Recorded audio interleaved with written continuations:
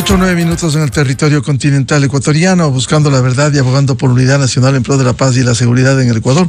Queremos saludar al periodista investigador Arturo Torres del portal digital Código Vidrio. Leíamos con detenimiento otra de sus investigaciones.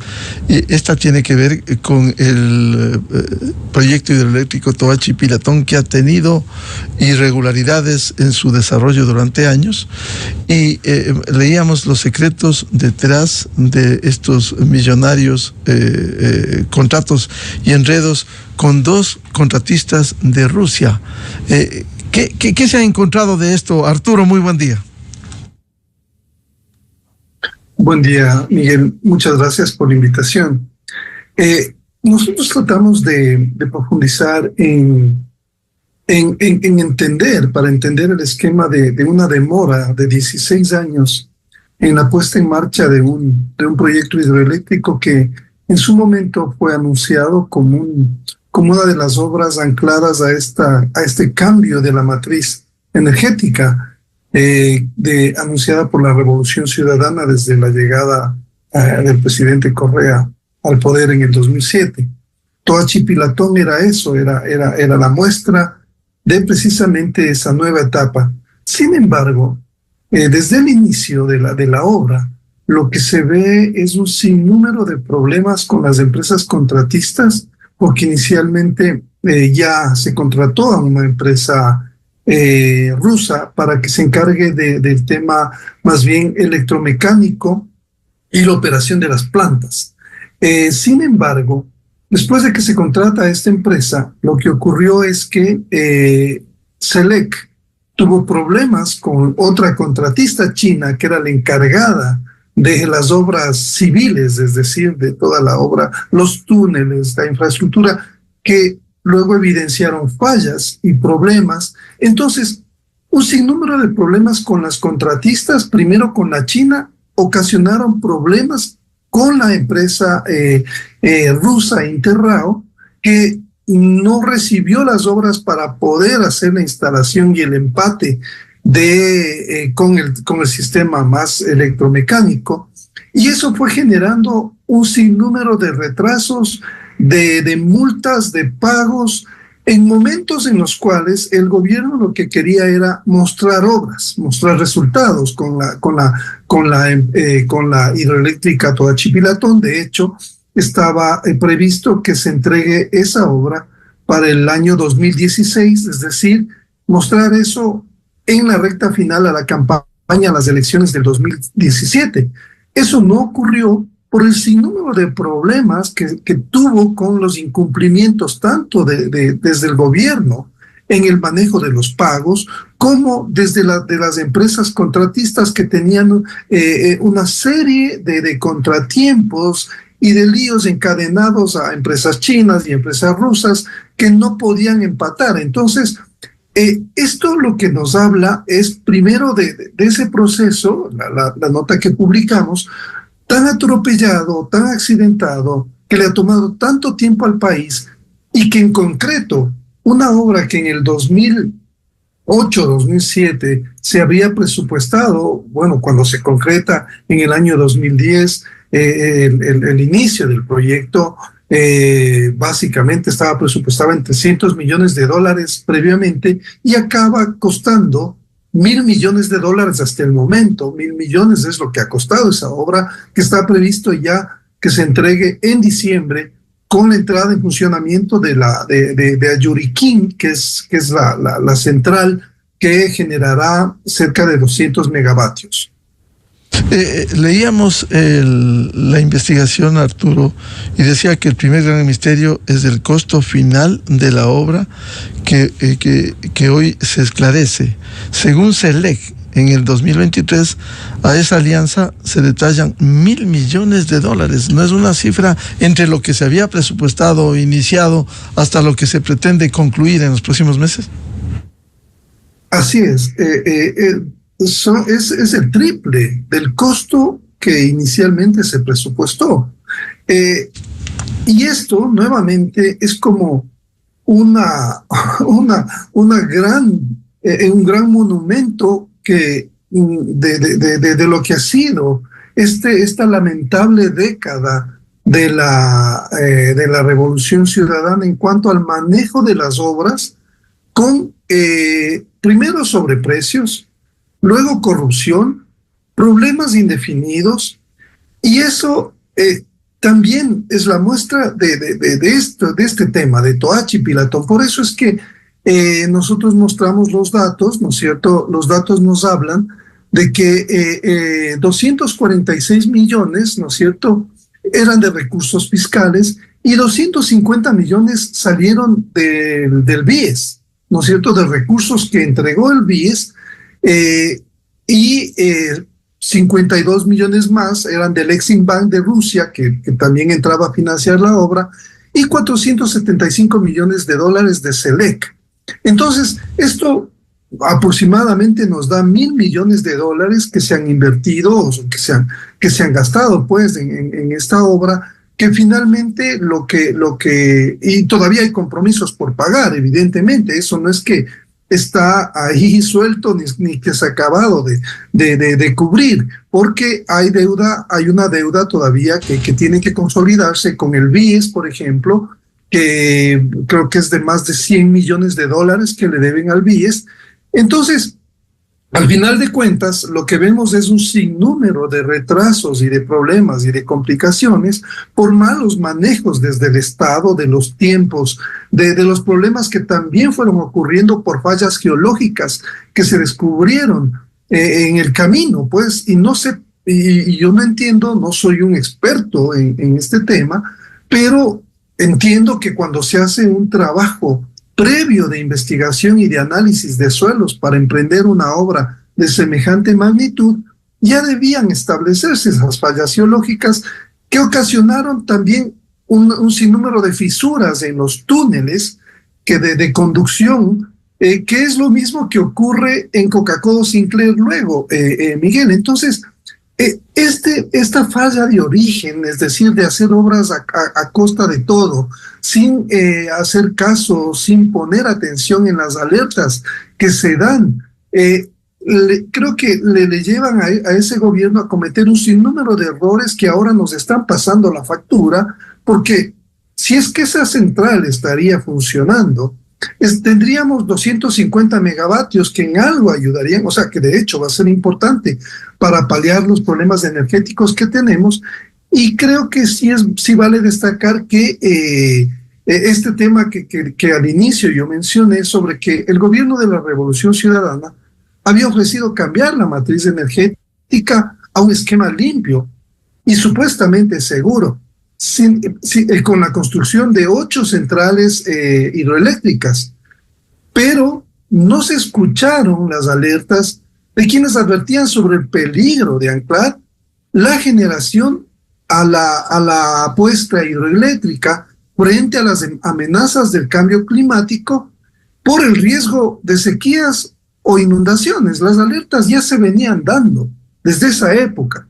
Entonces, ¿por qué no se diversificó en la medida en lo que ahora estamos viviendo la matriz energética? ¿Por qué se nos ancló de manera innecesaria, de manera muy riesgosa a este esquema limpio, entre comillas, digo por la eficiencia de hidroeléctricas que ahora están precisamente causando esto, o sea, son parte del problema de no tener energía suficiente para abastecer al país.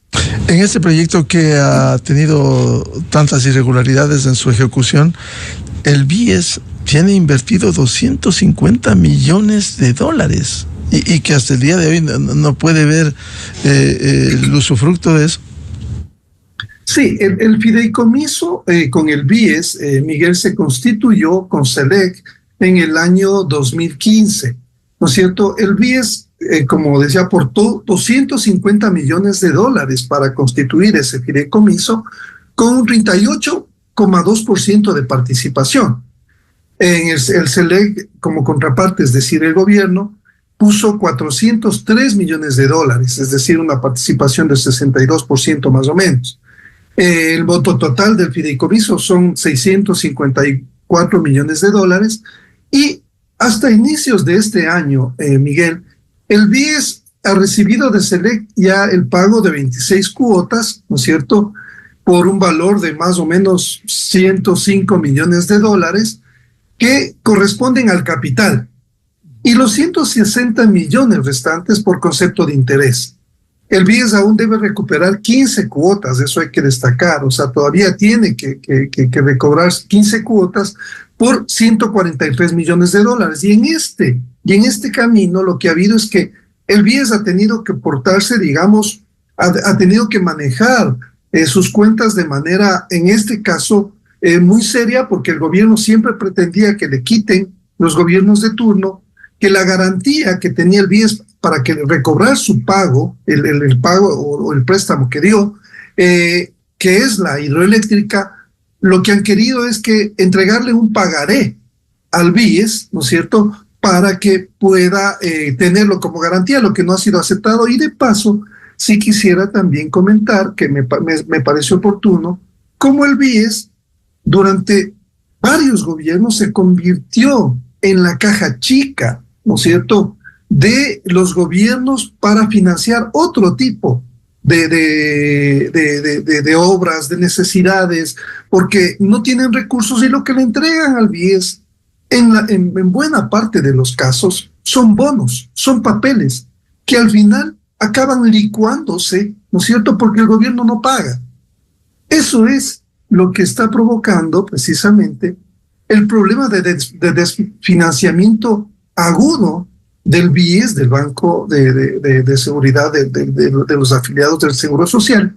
Y ese también es un problema de fondo que nos hace ver cómo se está utilizando la plata de los afiliados para llenar los huecos enormes que deja el gobierno por su falta de prolijidad y de buena administración de los recursos públicos. En este manejo de las cifras, el fideicomiso, de acuerdo con la investigación, el fideicomiso Tobachi Pilatón, constituido entre el BIES y Select, indica que el proyecto cuesta 588 millones de dólares. Finalmente, esto superó el costo global del proyecto. Sí, o sea, lo que también es como un patrón, Miguel, es que ningún presupuesto se cumple. Digamos que eso es normal, ¿no? Van surgiendo cosas en el camino que deben ser subsanadas, pero no en esta magnitud. O sea, si una obra se acaba costando 1.000 millones de dólares cuando el presupuesto es de 300 millones, algo pasó en el camino. ¿Qué es lo que pasó en el camino?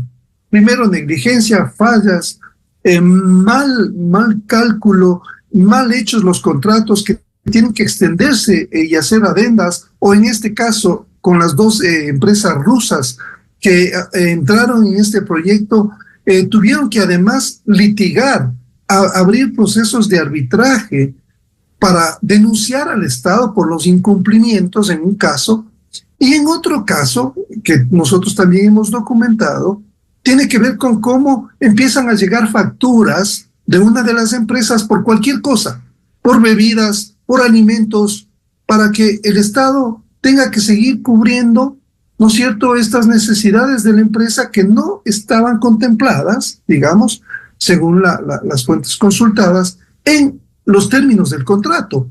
Aprovechando, esto sí me parece que es un tema que cabe también destacar, en medio de la crisis energética y sabiendo que se necesita contar con esta hidroeléctrica, lo que hizo una de las empresas es que le paguen más para poder entrar a trabajar. Entonces ahí es que entra en un caso el arbitraje que es que el Estado acaba pagando más de 40 millones de dólares por incumplimientos, y luego para que se cierre la obra con la segunda empresa rusa, este gobierno tiene que llegar a un acuerdo y sacar más de 20 millones de dólares para llegar en mediación a pagarle para que la empresa termine la obra. Es decir, es una medida que desde mi punto de vista tiene que ver con una presión indirecta de esta empresa, sabiendo la necesidad económica del gobierno y del país por tener energía eléctrica. Ahora, la repercusión que tiene esto, más allá de la investigación que ha hecho Arturo Torres, en diciembre se anuncia ya la generación eléctrica que se establecía inicialmente la central Ayuriquín 204 megavatios, antes Sarapuyo, que tiene una potencia de 50 megavatios que empezó a producir desde marzo del año pasado. Esto de alguna manera, ya viendo en contexto de la crisis eléctrica, ¿vendrá a contribuir desde diciembre? Sí, va a empezar a operar ya la segunda digamos, planta hidroeléctrica, porque no olvidemos que en el caso de lo que está operando es Sarapuyo, que ya está en operación, que tiene una potencia de 50,5 megavatios, que empezó a producir desde el 2023, esa ya está en operación, pero la más grande, que es Ayuriquín, que tiene una capacidad de 204, 205 megavatios de potencia, arrancará su producción de manera gradual, Miguel, desde diciembre. Entonces, no es que esos 204 megavatios van a empezar a operar desde ese momento, sino que va a ser gradual, porque tiene que irse dando esta etapa de transición hasta que finalmente toda esa potencia pueda estar ya al servicio digamos, de todo el sistema interconectado de energía. Entonces, creo que eso también es importante entender, para no generar falsas expectativas. Nosotros también mencionamos en el reportaje que entrará en etapas de manera progresiva a operar totalmente desde diciembre. Entonces esperamos, eso ya tendrá que definir el mismo SELEC, cuando ya estará su máxima, digamos, potencia y operando con toda su capacidad esta central de Ayuriquín, con lo cual tendremos ya la capacidad de más de 250 megavatios, y porque en este momento la obra tiene un avance del 98%, es decir, que ya básicamente estamos en la última etapa para que esto ya pueda concretarse finalmente. Estamos hablando de una obra que empezó hace 14 años, Arturo, y no termina de ejecutarse. Claro, o sea, Miguel, aquí yo lo que también quisiera destacar es cómo desde el inicio de la obra hay problemas y claro, pasaron estos 16 años, pasaron 4 gobiernos, pasamos también 2 paros nacionales, la pandemia, y vemos cómo todo este sinnúmero de elementos, de hechos, de episodios, van complicando las cosas, y sin embargo, decisiones que deben ser de política urgente, de política energética, que deberían tener una prioridad, básicamente van teniendo problemas, complicaciones y negligencias, y no hay responsables. O sea, creo que un tema que es muy importante para destacar y que queda como una de las lecciones es cuáles son las responsabilidades que hay detrás de todo este sinnúmero de fenómenos vinculados a negligencias, a sobrepagos, a un sinnúmero de problemas en la entrega de las obras, el no haber contado con los estudios geológicos que nos adviertan que esa zona no necesariamente era segura en función de las obras que se estaban realizando. Entonces, a mí me preocupa, Miguel, que la impunidad nuevamente sea como el sello que se pone a este tipo de proyectos, porque al final, como no hay consecuencias digamos, en relación al daño que se ha causado al país, porque realmente hay un perjuicio de 700 millones de dólares si es que una obra se presupuestó en 300 millones. Entonces, en unos momentos en los cuales el país tiene una crisis, vive en una sucesión de crisis, ¿no es cierto?, desde la pandemia en esta última etapa, que devino el problema de la inseguridad, de la criminalidad, y ahora este problema energético, que además tiene unas secuelas en el campo económico que ha empobrecido a la sociedad ecuatoriana. Entonces, es un encadenamiento de problemas y de consecuencias que tienen su origen en esta manera tan discrecional, tan poco profesional y también plagada de temas de corrupción que ya hemos visto en otros casos, que no tienen un cauce que le permitan a la comunidad tener confianza en el Estado como un gestor de proyectos que vayan en favor de la comunidad. Entonces, también en este sentido, no olvidemos, yo a propósito de este problema de las centrales hidroeléctricas, sí quisiera también mencionar un tema relacionado a la empresa china Ecuacorriente, de paso, ¿no es cierto?, yeah, que aún no ha cumplido en el tema de energético, ¿no es cierto?, con la construcción del proyecto hidroeléctrico Santa Cruz, como ya se ha venido denunciando desde el 16 de octubre, ¿no es cierto?, en su mismo programa, Miguel, aquí en Democracia. Es decir, aquí nadie cumple lo que tiene que cumplir porque hay un Estado ausente que, por lo que hay, o sea, por los intereses que hay detrás, porque se trata de China o de empresas que representan a gobiernos que de alguna forma están dando préstamos al Ecuador, eso ha significado el sometimiento a unas lógicas que desbordan, ¿no es cierto?, las capacidades de ejercer la ley para exigir el cumplimiento de los contratos a las empresas que están y que tienen una responsabilidad. Entonces, este también creo que es uno de los mensajes y de las lecciones que nos deja el manejo del tema de Toachi Pilatón.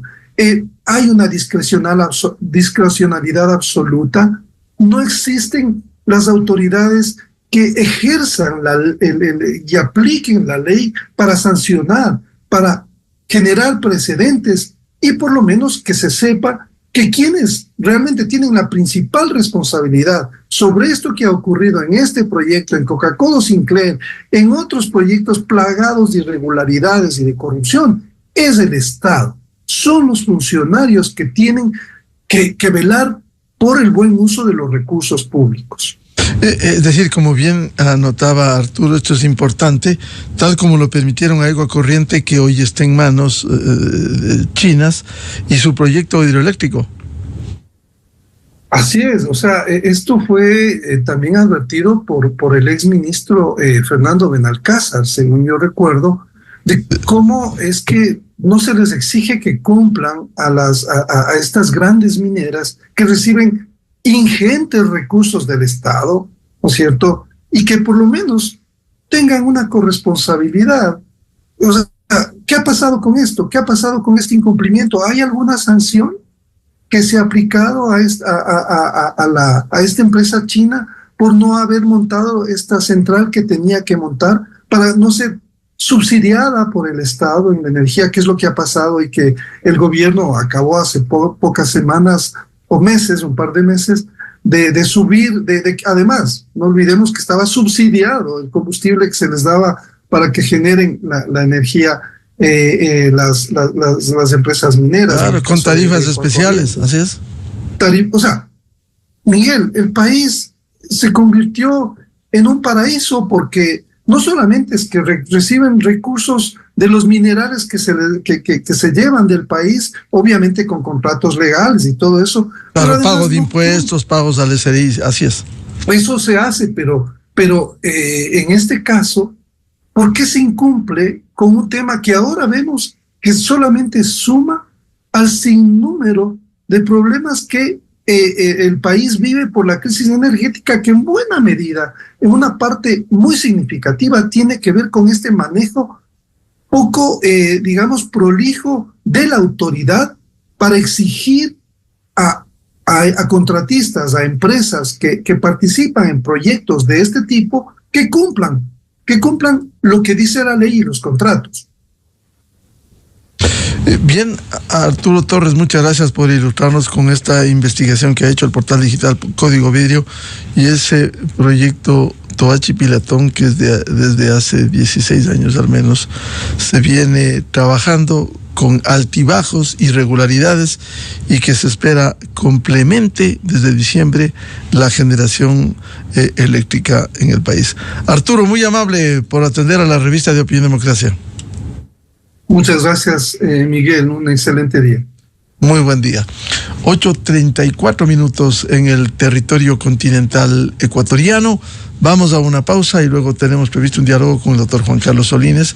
El tema de Telconet, cuál puede ser el impacto en el Internet en el país por la decisión de Arcotel de sancionar a Telconet.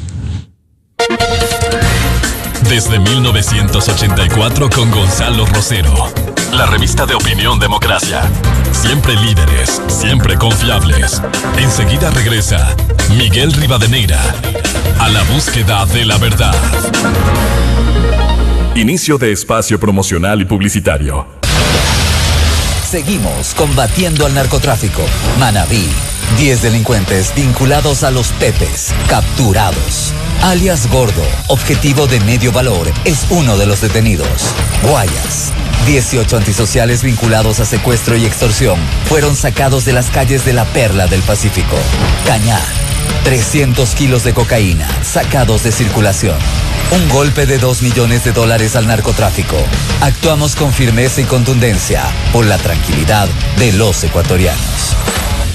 El nuevo Ecuador. Autorización número 854. CNE, Elecciones Generales 2025. Felices fiestas.